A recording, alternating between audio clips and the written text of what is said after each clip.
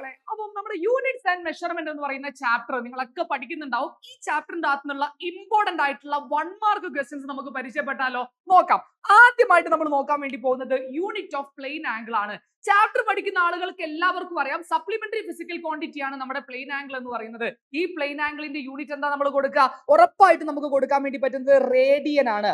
Radian എന്നാണ് നമ്മൾ പറയുക. ഓക്കെ, നമ്മൾ റാഡ് എന്ന് നമ്മൾ ഷോർട്ട് ആയിട്ട് കൊടുക്കും. Okay, then unit of solid angle. Solid ആംഗിളിന്റെ യൂണിറ്റ് എന്താ നമ്മൾ കൊടുക്കുക? ഉറപ്പായിട്ടും നമുക്കറിയണം, സോളിഡ് ആംഗിളിന് നമ്മൾ കൊടുക്കുന്ന യൂണിറ്റ് സ്ട്രേഡിയൻ ആണ്. സ്റ്റെറേഡിയൻ ആണ്. നമ്മൾ ഷോർട്ട് ആയിട്ട് SR എന്ന് ഷോർട്ട് ആയിട്ട് കൊടുക്കും. ഡയമെൻഷൻ ഓഫ് വർക്ക് ഉറപ്പായും പഠിക്കേണ്ട ഒരു ടോപ്പിക് ആണ് ഡയമെൻഷൻ എന്ന് പറയുന്നത്. അതിൽ തന്നെ നമ്മൾ നമ്മുടെ ആപ്പിൽ എപ്പോഴും പറയുന്ന ഒരു കാര്യമാണ് 7 ഡയമെൻഷൻസ്, ഇമ്പോർട്ടന്റ് ആയിട്ടുള്ള 7 ഡയമെൻഷൻസ് നമ്മൾ ബൈഹാർട്ട് ചെയ്യണം. എന്നാൽ നമുക്ക് ഒരുമാതിരി എല്ലാ പ്രോബ്ലം നമുക്ക് എന്ത് ചെയ്യാൻ വേണ്ടി പറ്റും? ചെയ്യാൻ വേണ്ടി പറ്റും. സോ ഇതിൽ നമ്മൾ ഡയമെൻഷൻ ഓഫ് വർക്ക് ആ 7 ആളുകളിൽ ഒരാളാണ്. നമുക്ക് മനസ്സിലാക്കാൻ വേണ്ടി പറ്റും ഡയമെൻഷൻ ഓഫ് വർക്ക് എന്ന് പറയുന്നത് ml² t⁻⁻² ആണ്. ഓക്കെ, അടുത്തത് ഡയമെൻഷൻ ഓഫ് വെലോസിറ്റി. ഞാൻ പറഞ്ഞു 7 ആളുകളിൽ ഒരാൾ തന്നെയാണ് നമ്മുടെ വെലോസിറ്റി എന്ന് പറയുന്നത്. വെലോസിറ്റിയുടെ ഡയമെൻഷൻ എങ്ങനെയാണ് നമ്മൾ കാണുന്നത്? വെലോസിറ്റി എന്ന് പറയുന്ന ആൾക്ക് LT⁻⁻1 ആണ് ഡയമെൻഷൻ ആയിട്ട് വരുന്നത്. ദെൻ അടുത്തതിലേക്ക് നമ്മൾ പോവാണെന്നുണ്ടെങ്കിൽ what is meant by unit of a physical quantity. കഴിഞ്ഞ അക്കാഡമിക് ഇയറിൽ നിങ്ങളുടെ സീനിയേഴ്സിന് അല്ലെ, നമ്മളിപ്പോ +2 പഠിക്കുന്ന കുട്ടികൾക്ക് അവരുടെ +1 ബോർഡ് എക്സാമിന് ഉണ്ടായിരുന്ന ആദ്യത്തെ ചോദ്യമായിരുന്നു എങ്ങനെയാണ് ഒരു ഫിസിക്കൽ ക്വാണ്ടിറ്റിയുടെ യൂണിറ്റിനെ അവർ ഡിഫൈൻ ചെയ്യുക എന്നുള്ളത്. ഇത് ഡിഫൈൻ ചെയ്യുന്ന സമയത്ത് വളരെ സിമ്പിൾ ആണ്, നിങ്ങൾ മനസ്സിലാക്കി വെക്കണം. എന്താണ് unit of a physical quantity എന്ന് പറഞ്ഞാൽ? It is a reference standard for a measurement. എന്താണ്? ഇറ്റ് ഈസ് എ reference standard for a measurement.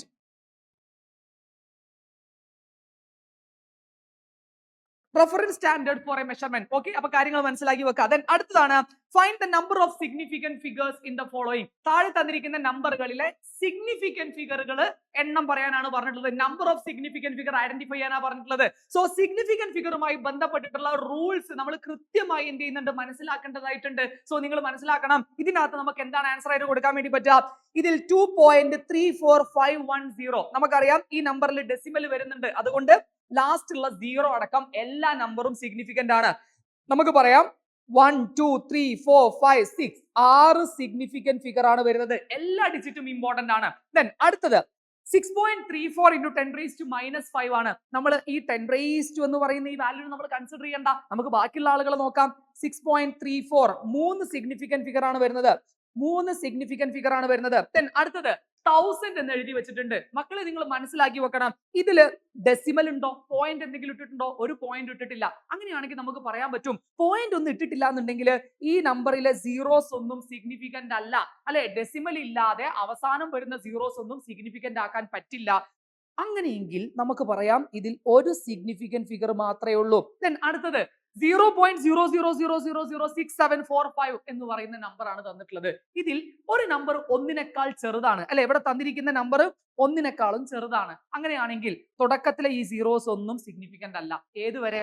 ഒരു നോൺ സീറോ ഡിജിറ്റ് സ്റ്റാർട്ട് ചെയ്യുന്നത് വരെ തുടക്കത്തിലെ സീറോസ് ഒന്നും സിഗ്നിഫിക്കന്റ് അല്ല. അങ്ങനെയാണെങ്കിൽ നമുക്ക് പറയാൻ പറ്റും ഇതിൽ 4 സിഗ്നിഫിക്കന്റ് ഫിഗറുകളാണ് വരുന്നത്. ഓക്കെ, ദെൻ അടുത്തത് give example four unitless physical quantity. Unitless dimensionless physical quantity.